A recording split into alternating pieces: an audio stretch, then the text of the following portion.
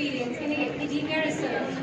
He is currently serving as the assistant professor in Upper State Medical College and has worked in aging and quality of life in the field of pharmacology and therapeutics in Malaysia. But his achievements don't end here. He is an author of several chapters from internationally recognized books. Moreover, he has done an extensive research on type 2 diabetes mellitus associated with cardiac dysfunction. Please welcome Dr.khurram Amir on stage.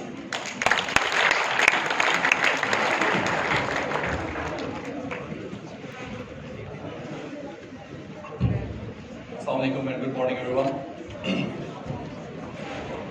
Instead of taking too much of your time, because already it's consumed in different discussions, I'm just briefly telling you about my research. I'm PhD in pharmacology, molecular pharmacology from Malaysia.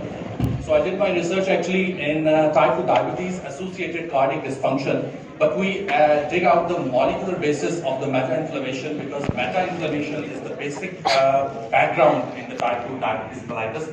तो हम simple ये बताना चाहते हैं कि हमने किया क्या है एक्चुअली. उसके लिए अगर हम सिंपल बात करें तो हमने सिंपल एक कंपाउंड को आइसोलेट किया है, क्योंकि डायबिटीज का जो रेट है वो बहुत ज़्यादा इंक्रीज हो रहा है specifically in our country and other countries as well. तो उसके जो एस्केलेशन रेट है उसको और उसके साथ एसोसिएटेड कार्डियक डिसफंक्शन को ट्रीट करने के लिए हमारे पास जो करंटली अवेलेबल मेडिकेशन है वो इंतहाई लिमिटेड है, और लिमिटेड के साथ साथ वो कार्डियक डिसफंक्शन को प्रॉपर कवर नहीं करती. मैं प्लीज थोड़ा साइलेंस चाहूंगा प्लीज.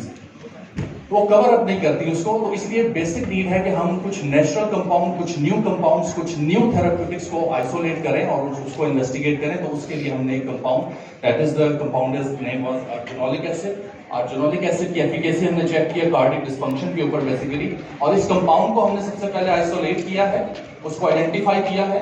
आइडेंटिफाई करने के बाद उसकी टॉक्सिसिटी चेक की है पहले, और टॉक्सिसिटी चेक करने के बाद हमने एक सब acute type 2 diabetic model establish किया रैट्स के अंदर, और उसके बाद उसके बेसिक पैरामीटर्स को चेक करते हुए हमने उसकी हिस्टोलॉजी, हिस्टोपैथोलॉजी को चेक करते हुए हमने उसको डिग आउट किया है कि इसके पीछे मॉलिक्यूलर बेसिस क्या है, मेटा इन्फ्लेमेशन क्या है. जो आजकल हमारा लाइफस्टाइल है, we are ordering junk food late night, और हम ओबेसिटी और टाइप 2 डायबिटीज की तरफ प्रोवोक कर रहे हैं. Basically it is disturbing our circadian rhythm and ultimately disturbing our insulin release and insulin resistance pattern. So we start formally with this presentation here.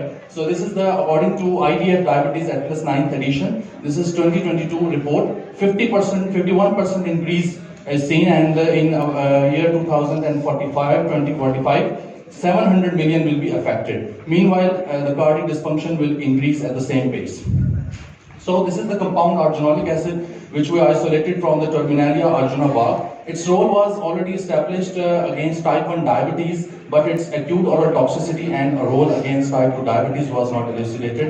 So this is our highlighter of the first time we highlighted acute oral toxicity of the compound, and then its efficacy against type 2 diabetes, and then cardiac dysfunction, and the molecular crosstalk of TLR4 and WNT. These two signaling are very important because the TLR4 is an innate immune system receptor which is got activated by high glucose level and reactive oxygen species and increased amount of fatty acid in our body during diabetes. Meanwhile, parallelly, an emerging pathway which is called the WNT signaling, WNT role is very crucial here, because it leads to the release of inflammatory cytokines. And these inflammatory cytokines further interact with the insulin signaling to create some problem here. So that is why we are checking the TLR4 and canonical WNT signaling crosstalk. So this is our hypothesis. I am going very briefly research questions and then objectives to already, which I mentioned in a very simple words. So here's a review article we published with this, and the article revealed that the TLR4 WNT signaling have a cross communication with each other. As a result, the meta-inflammation progress, inflammatory cells recruiting at the site of inflammation and creating a problem here. So first is, we conducted over this study in two phases. In phase 1, we determined the acute oral toxicity in rats. Not working. So female SD rats, almost 18 we use here. And then we divide into 3 different groups according to the OECD guidelines 423, and then we determine its effect. Overall impact we perform on this study, we found that it is quite safe for use in rats. This is the graphical presentation of this toxicity study, and then we move further, please. Sir.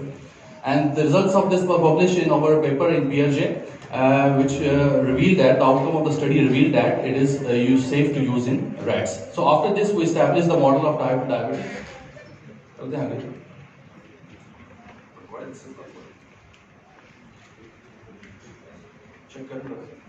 So in our subacute toxicity study, we divide the animals into 5 different groups, and we perform the study here by establishing the type 2 diabetic model with streptozotocin and nicotinamide, and then we perform the study in like this, that we divide the animals into different groups like normal control, diabetic control, and arginolic acid low and high dose and metformin using as a standard, and then we perform oral glucose tolerance test, and then we euthanize the animals after giving a dose of this compound for 28 days.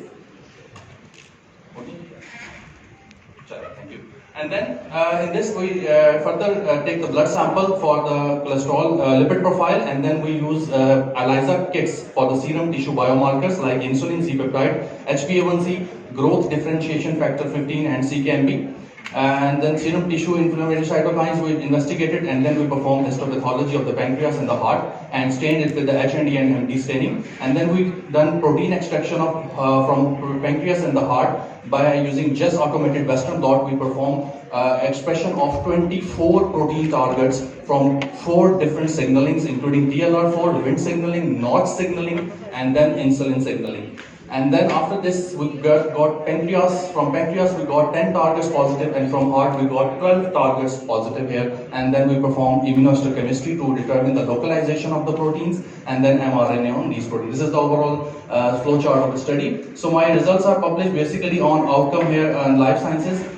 We determined that arginolic acid really downregulates the elevated blood sugar and pro-inflammatory cytokine level, and that is why it's very effective in the treating type 2 diabetic in preclinical level. This is the graphical abstract, how our compound impact the type 2 diabetic status. Then this is the work which is under publication process here. This is HND stained pancreatic section basically, which indicating some disease problem here in diabetic control. This is mesh and trichrome staining, indicating with the blue color indicates the deposition of collagen here. And then this is the histomorphometric analysis, indicating the size of diameter, islets diameter size is reduced in case of diabetes, and this is in case of heart.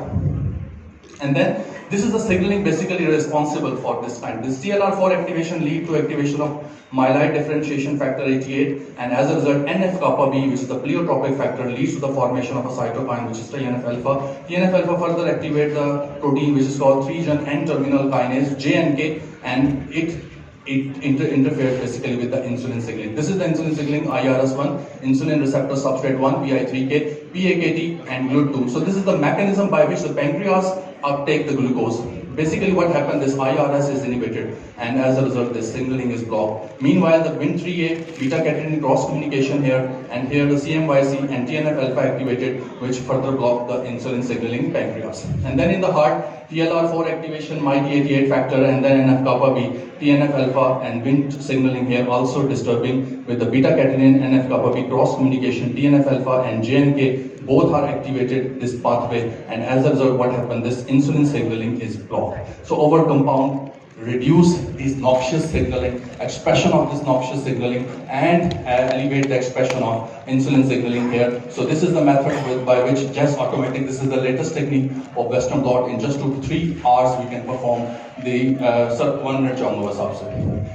So after this is the expression we got TLR4 here. We can see the expression in diabetic control is reduced, and in treatment it is increased, and in treatment is further reduced. And this blue area indicating that our sample contains protein which is further specified or spotted with the help of a specific antibody. And this is the immunohistochemistry localization of the protein, that TLR4 is highly expressed in diabetic control animals, in the pancreas of the diabetic control animals. And similarly this is NF-kappa with a specimen presentation of our results. And then this is the immunohistochemistry and mRNA expression we determine. Overall we found that the arginolic acid, our compound, specifically reduces the meta-inflammatory events which are going on in the pancreas and heart of the diabetic animal. Thank you very much. This is our publications, book chapters including, and these are articles in progress. Thank you very much. Thank you very much, Dr. Khurram. It was very informative, bit fast, but because of the time scarcity, I understand. But anyhow, very good. And any question from the audience, please, participants? If anybody likes to ask any question, please raise your hand.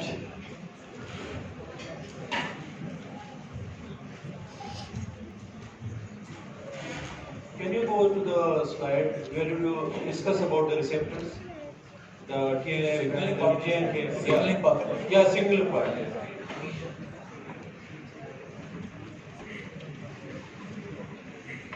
Okay, you here discuss about signaling pathway of the protein targets.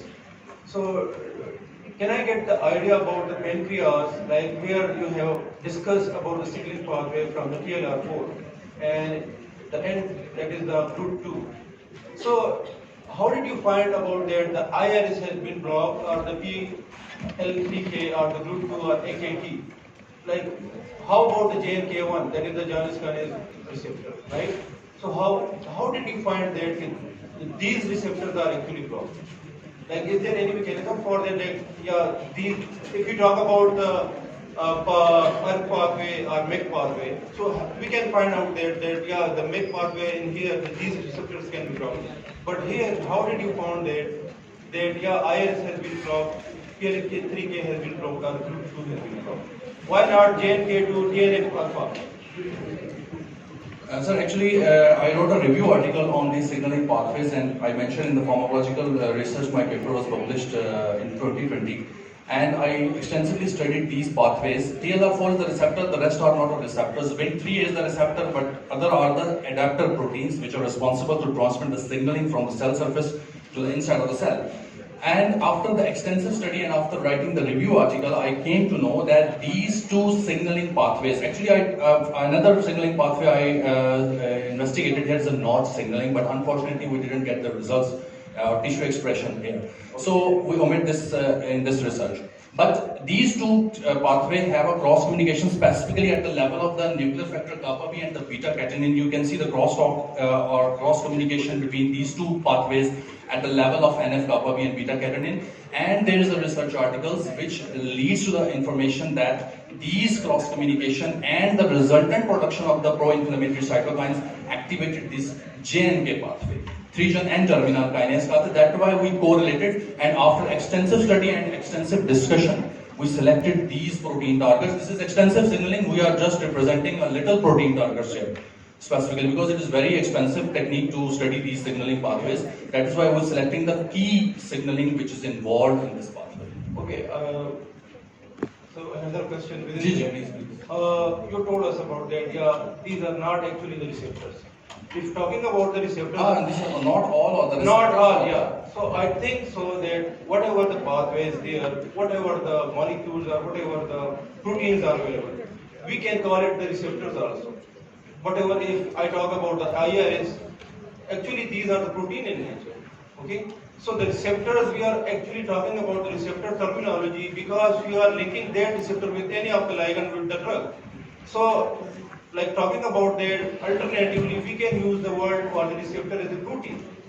So I don't think so that some of them are the receptors and few of them are not in the class of the receptors. All of them are the receptors. All of the proteins actually. Yeah, so that's, General category is the protein.